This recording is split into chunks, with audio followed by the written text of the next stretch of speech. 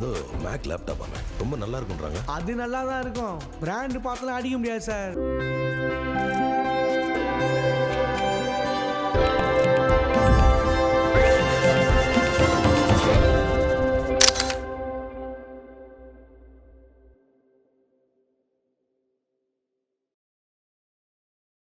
வணக்கம், நான் உங்கள் ராகவகுமார். இது தீபிகா அதிர்வுகள். மீண்டும் ஒரு விமர்சனத்தில் உங்களை சந்திப்பதில் மகிழ்ச்சி. இப்போ நம்ம பார்க்க போகிற படம் வந்து ரைட் அப்படிங்கிற ஒரு படம். இதை வந்து சுப்பிரமணியம் ரமேஷ்குமார் வந்து இயக்கியிருக்காரு. இந்த படத்தில் யார் நடிச்சிருக்காங்கன்னு பார்த்தீங்கன்னா, அருண் பாண்டியன், நட்டி, அதுக்கப்புறம் வந்து அக்ஷரா ரெட்டி, வினோதினி, இவங்கெல்லாம் இந்த படத்தில் வந்து முக்கிய கேரக்டரில் வந்து பண்ணியிருக்காங்க. இந்த படத்தினுடைய கதை என்ன அப்படின்னு வந்து பார்ப்போம். காலையில இருந்து என் பையனை காணும்னு நடையா நடந்துட்டு இருக்கேன். என் வேதனை தெரியாம பேசுறீங்க. நாங்க எப்படி வேலை செய்யணும் நீங்க சொல்லி தரீங்களா? ரூல்ஸ் எல்லாம் நமக்கு தான், அவனுங்களுக்குன்னு வந்தால் மட்டும் எல்லா ரூல்ஸும் மாற்றுவானுங்க. இந்த படத்தை வந்து ஒரு போலீஸ் ஸ்டேஷனில் கதை வந்து ஓப்பன் ஆகுது. அங்கே ஒரு திருடர், நம்ம தங்கத்துறை வந்து திருடராக இருக்கார். அவர் விசாரிச்சுக்கிட்டு இருக்காரு. ஏட்டு நம்ம மூணார் ரமேஷ் அப்படிங்கிறவர் விசாரிச்சுக்கிட்டு இருக்கும்போது அந்த ஒரு லேப்டாப் வந்து இருக்குது. இவர் நிறைய தான் திருடி கொண்டு வந்திருக்காரு. லேப்டாப் ஒன்று இருக்குது. லேப்டாப்பை வந்து ஓப்பன் பண்ணலாம் அப்படின்னு இவங்க பேசிக்கிட்டு இருக்காங்க. அந்த நேரத்தில் வந்து நம்ம போலீஸ் ஸ்டேஷனில் இன்ஸ்பெக்டராக இருக்கக்கூடிய அக்ஷரா ரெட்டி உள்ளே வர்றாங்க. எனக்கு மேரேஜ் அப்படின்னு சொல்லி பத்திரிகை கொடுக்குறாங்க. இப்போ இந்த லேப்டாப்பை ஓப்பன் பண்ணலான்ற போது இவங்க யாருக்கும் ஓப்பன் பண்ண தெரியல. உடனே வந்து அக்ஷரா ரெட்டி எனக்கு ஓப்பன் பண்ண தெரியும்னு சொல்லிட்டு அந்த லேப்டாப்பை ஓப்பன் பண்ணுறாங்க. லேப்டாப்பை ஓப்பன் பண்ண உடனே ஒரு கேரக்டர் வந்து உள்ளே வந்து பேசுது. என்ன பேசுது அப்படின்னு பார்த்தீங்கன்னா, இந்த போலீஸ் ஸ்டேஷனை சுற்றி நாங்கள் பாம்பு வச்சுருக்கேன். நீங்கள் வந்து உட்காந்துருக்கிற சீட்டில் வந்து அந்த ஏட்டையா மூணார் ரமேஷ் உட்காந்துருக்கிற சீட்டை வந்து அவர் எந்திரிக்கக்கூடாது. எந்திரிச்சா பாம்பு வெடிக்கும் அப்படின்னு வந்து சொல்லுது. உடனே அந்த இவங்ககிட்ட வந்து இவங்க பேசுகிறாங்க, கன்வே பண்ணுறாங்க. எதுக்காக நீ பாம்பு வச்சிருக்க அப்படின்னு சொல்லும்போது அவர் என்ன பண்ணுறாரு, ஒரு நியாயம் வேணும். அதாவது ரிட்டையர் ஆன டிஎஸ்பி ஒருத்தர் இருக்காரு, அவரை கூட்டிட்டு வாங்க அப்படின்னு சொல்றாங்க. அவரை கூட்டிட்டு வந்தவொடனே அவர் வந்து என்ன பண்ணாரு அப்படின்னு யோசிக்கும்போது, அவர் ஒரு கோர்ட் வந்து வேணும் அப்படிங்கிறாரு. அந்த குரல் சொல்லுது அந்த லேப்டாப்ல. உடனே கோர்ட் செட்டப்பை போலீஸ் ஸ்டேஷனுக்குள்ள கொண்டு வர்றாங்க. இந்த விவாதங்கள் நடந்துகிட்டு இருக்கப்பயே அவர் 10 வருஷத்துக்கு முன்னாடி ஒரு பாலியல் குற்றச்சாட்டுல ஒரு தவறான நம்பருக்கு வந்து குற்றத்தை சுமத்திட்டு உண்மையா இருக்கக்கூடிய குற்றவாளியை வெளியே அனுப்பிட்டாரு அப்படின்னு நமக்கு தெரிய வருது. உடனே அந்த விஷயம் வந்து அப்படியே போகுது.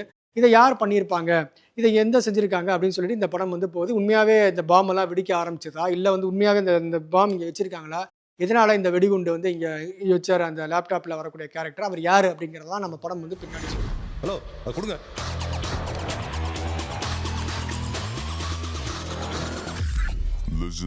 லிசன் இப்போ இந்த ஸ்டேஷன் என்னோட கண்ட்ரோல்ல தான் இருக்கு. இப்போதைக்கு நீங்க எல்லாரும் போலீஸ் இல்ல, பணைய கைதிங்க.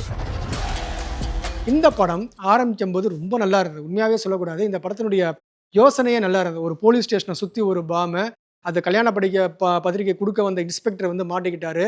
உட்கார்ந்த பாம்பு வெடிச்சிடுன்ற மாதிரி ஒரு சுச்சுவேஷனு. இதுக்குள்ளே வந்து யார் உள்ளே வந்தாலும் வெளியில் போக முடியாது. வெளியில் வந்து காலை வெடிச்சா பாம்பு வெடிச்சிடுன்ற மாதிரி கதை வந்து ரொம்ப அழகாக போயிட்டு இருந்தது. ஆனால் இது எல்லாமே படம் போக போக போக 2வது பாதியை தாண்டினதுக்கப்புறம் இந்த படம் ரொம்ப சாதாரணமாக போச்சு. எப்படி அப்படின்னு பார்த்தீங்கன்னா, ஒரு சாதாரண ஒரு ஒரு ஒரு பிக் ஷாட்டோ, இதை பொலிட்டிக்கல் பேக்ரவுண்ட் இருக்கக்கூடிய ஒரு தாதா பண்ணக்கூடிய ஒரு சில விஷயங்கள், ஐ மீன் வெளிப்படையாகவே சொன்னால் அவர் பண்ணக்கூடிய அந்த பாலியல் வன்முறைகள், அதே மாதிரி ஒரு சாதாரணமான பண்ணக்கூடிய ஒரு காட்சிகள்னு சொல்லி 2வது பாதி வந்து மிக சாதாரணமாகவும், நாம் நிறைய படத்தில் காட்சியும் வந்து அந்த படம் வந்து ரிப்பீட் பண்ணியது. அதனால இந்த படம் வந்து ஒரு வித்தியாசமான படமாக வந்திருக்க வேண்டிய விஷயங்கள் வந்து 2வது பாதியில் வரல. உங்கள ஒரு போலீஸ் நல்லவங்கன்னு சொல்லுங்க, அவங்கள மட்டும் நான் உயிரோட விட்டுடுறேன். முதல்ல கதை களத்தை வந்து நல்லா உருவாக்கிட்டார் அந்த டைரக்டர். அதாவது நான் ஏற்கனவே சொன்ன மாதிரி போலீஸ் ஸ்டேஷனுக்குள்ளே ஒரு பாம் வச்சுருக்காங்க. யாரும் வந்து உள்ளே தான் வர முடியுமே தவிர வெளியில் போக முடியாது. அதுக்குள்ளே ஒரு திருடன் இருக்கான், ஏட்டையாக இருக்கார், ஒரு இன்ஸ்பெக்டர் வர்றாரு, ஒரு போலீஸ் ஸ்டேஷனுக்குள்ளே ஒரு கோர்ட்டு செட்டப்பில் நீதிபதி உள்ளே வந்துட்டாங்க, எல்லாமே இருக்குது. ஆனால் இதுக்கப்புறம் படம் எப்படி கொண்டு போகிறது அப்படிங்கிறது டைரக்டர் வந்து அந்த ஸ்க்ரீன் பிளேவை சரியாக பண்ணலை. அதாவது 2வது பாதி வந்து ஸ்க்ரீன் பிளேங்கிறது ஃப்ளாஷ்பேக்கை காட்டுறாங்க. அது பெரிய அளவில் எமோஷ்னலாக இல்லை. நிறைய தேவையில்லாத சென்டிமெண்ட்டையும் வந்து நம்ம உள்ளே கொண்டு வந்துட்டாங்க. அதாவது என்னென்னா, அம்மா சென்டிமெண்ட்டு, அப்பா சென்டிமெண்ட்டு, பையன் சென்டிமெண்ட்டு, மகள் சென்டிமெண்ட்டுன்னு சொல்லி நிறைய சென்டிமெண்ட்டின் ஒரு கலவையாக 2ஆம் பாதி இருந்தது. நம்ம ஏதோ ஒரு த்ரில்லர் மூவியை மாதிரி எதிர்பார்த்து ஆரம்பித்த இந்த மூவி 2வது பாதி வந்து வெறும் எமோஷனல் ஒரு கண்டென்ட்டாக மாறிடுச்சு. அந்த ஒரு டெம்போவை முதல் பாதியில் இருந்த அந்த த்ரில்லிங் டெம்போவை 2வது பாதியில் கொண்டு போயிருந்தாருன்னா இந்த படம் கண்டிப்பாக வந்து ஒரு சரியான படமாக இந்த ரைட் வந்து வந்திருக்கும். மற்றபடி இந்த படத்தில் வந்து நடிக்கிறத வந்து பார்த்தீங்கன்னா, மூணாறு ரமேஷ் வந்து ரொம்ப நல்லா நடிச்சிருக்காரு. நீங்கள் பார்த்துருப்பீங்க அவரை. நிறைய வெற்றிமாறனுடைய படங்கள் அவர் நடிச்சிருக்காரு.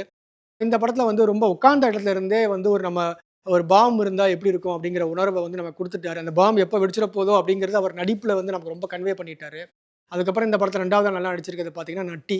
அவர் சில காட்சிகளை வந்து நல்லா பண்ணியிருக்காரு. அருண் பாண்டியன் வழக்கம் போல தன்னுடைய நடிப்பை வந்து கொடுத்துருக்காங்க. அக்ஷரா ரெட்டி நல்லா நடிச்சிருக்காங்க. ஸோ இந்த நடிகர்களை பொறுத்த வரைக்கும் அவர் க்ரூ வந்து கரெக்டாகவே பண்ணியிருக்காங்க. மற்றபடி படத்தை கொண்டு போன விதத்தில் வந்து கொஞ்சம் டைரக்டர் வந்து பின்வாங்கிட்டாரு, அல்லது வந்து கொஞ்சம் வந்து குழம்பிட்டாருன்னு தான் நம்ம சொல்ல வேண்டியதாக இருக்குது. முதல் பாதி ரசிக்கும்படி அளவு வந்திருந்தா, 2ஆம் பாதி கண்டிப்பாக ஒரு நல்ல படமாக, இந்த ஒரு ரைட்டான படமாக வந்து வந்திருக்கும் அப்படின்னு நம்ம வந்து சொல்லலாம். மீண்டும் ஒரு அடுத்த விமர்சனத்தில் உங்களை சந்திக்கிறேன். உங்களிடம் விடைபெறுவது ராகவ் குமார், தீபிகா அதிர்வெடுக்காக. நன்றி, வணக்கம்.